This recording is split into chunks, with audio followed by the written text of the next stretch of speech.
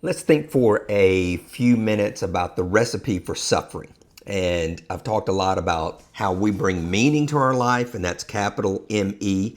It's what we've created, it's what we've designed, it's how we've been trained, our consciousness, all of these things. Some of it is happening automatically, some of it is because we believe that we're right and we get focused on it. And so that lends itself to a mentality. Again, capital M-E, my own mental construct of things that I love, things that I don't love, how I get affected, etc. And so when it comes to suffering, certainly there's physical suffering.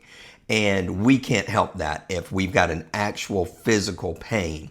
But when it comes to mental suffering, if we're not clinical, and remember I'm always saying, hey, this isn't about an abuse situation or a clinical situation, but if we're healthy otherwise, we've got to be really careful about how we allow our minds to get completely out of control. And one of the ways that happens is that when we start using this recipe for suffering, if we happen to be a little bit sensitive and people might say something to us that hurts our feelings, again, it's a meaning that we've created, but we allow it to harm us or hurt us, or we feel it and we hold on to it. If we're not careful, what we do is we get this recipe out. We'll go home, somebody makes a comment, kind of stings a little bit. We get home, we get in the kitchen. We start cooking. We start cooking with that comment. Bring out a big pot, we pour that comment in, and we just let it simmer. We stir it around, we think about it, and then we start getting this little dash of bitterness. A little dash of bitterness we toss in, and we start thinking about what was said to us and how it hurt, and we start feeling even worse about the comment, and we start feeling even worse about the person. And we'll start moving from just simple, they made a comment and it hurt my feelings, to getting a little bit bitter about it. And then we'll move into the what they and who they. And the what they is what they meant.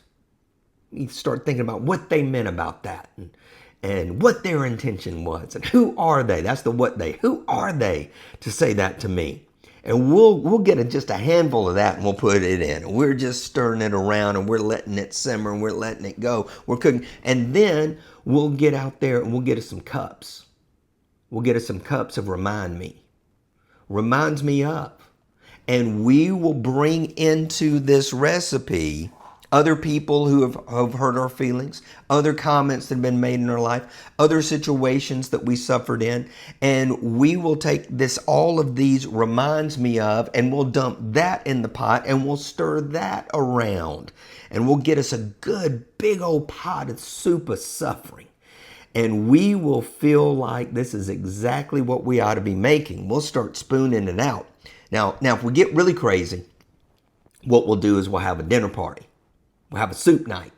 We'll invite our closest friends over and we'll start feeding them our soup of suffering, letting them know what was done to us and what somebody said to us and how hurt we are and who are they and what were they meaning. And then all of these people begin to contribute to the pot because maybe they know the person and they got some comments and they've got some remind me of, and they put it in the pot. See how dangerous this is? It's crazy level dangerous for us not to let things go and to let things simmer. And sometimes we'll let it simmer for a day and we'll go back at them, or a week or a month, and sometimes for years. I've had people come up to me years after the fact and say, Paul, I want to let you know, you said something to me 3 years ago that hurt my feelings. I mean, there's no way I'm going to remember it right. It's an impossibility because most of the time I'm not trying to hurt anybody's feelings. I just got a gift for it. And so somebody's feelings get hurt. They go and make this soup. I'm not even conscious of it. And you've probably had the same thing happen where you said something about somebody and they bring it up later and you've got no recollection whatsoever. But what have they been doing? They've been making soup.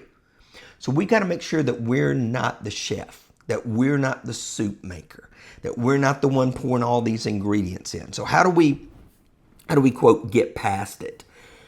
Well, it's as simple as and as difficult as letting it go, not allowing it to harm us in the first place, right? Changing our mentality, changing the meaning of things as they come into our life. But let's say something does sting. In that moment, we could simply say, you know what, that stung. And if they're actually trying to hurt you, all it's going to do is escalate. They're just going to take it further. However, let's say that instead of any of that, because you don't know what soup they've been making, you don't know if you happen to be in a moment of reminds me of that they came at you in that, and you don't know anything that's going on in their life necessarily, and they may not have even meant to harm you, but it hurts you. Just say thank you. Thank you for that. Thank you for sharing that. You know what? I'll think about that. I'll consider that. Instead of being reactive, instead of being angry, instead of going into the kitchen and making the soup, just say, hey, thank you. Thank you for that. I'll consider that. I appreciate you. Most of us become reactionary in the moment instead of just thoughtful. And so that's why we have all these other practices of meditation, of prayer, of being calm, of consideration, and being thoughtful, so that when those moments rise up, we don't react and we don't get in the kitchen, but instead we pull back to say thank you. Just exhale, let it go. Let it go. Don't carry it with you. Don't think about it. Don't dwell on it. That's them. It has nothing to do with you. It's about them. Let it go. Let's avoid this recipe for suffering. It'll make us miserable, and it'll make everybody else around us miserable. Be blessed.